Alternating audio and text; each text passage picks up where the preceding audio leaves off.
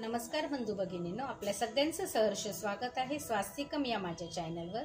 आज मी आपल्यासाठी श्रीदेवी भागवत पुराणातील 11वा अध्याय घेऊन आलेली आहे। तरी आपण सगळ्यांनी ही कथा श्रवण करावी। भुवनेश्वरी निर्णय।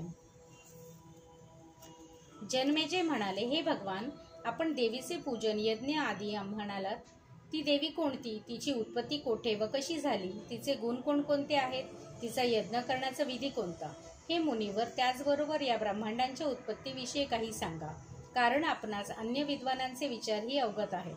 व्यास म्हणाले, हे राजा, आपले प्रश्न कठीण आहेत।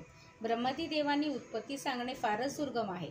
प्राचीन काळी मीही असेच प्रश्न नारदाला विचारले होते, तेव्हा नारदांनी मला जे सांगितले तेच मी तुला आता सांगतो। मी नारदांना विचारले होते की हे सारे ब्रह्मांड कोणी रचले, कारण कर्त्याशिवाय काय कार्य संभवत नाही। माझ्या मनात ज्या ज्या नाना प्रकारे शंका काहूर उठले होते, त्यावर तर्क करून मी भ्रमात पडलो आहे, म्हणून तुम्हीच आता माझ्या या शंकेचं निरसन करा।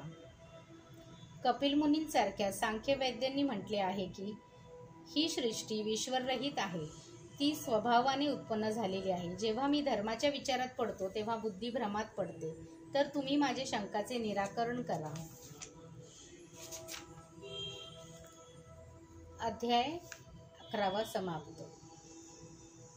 श्रीदेवी पर्णमस्तु। शुभं भवतु, शुभं भवतु, शुभं भवतु।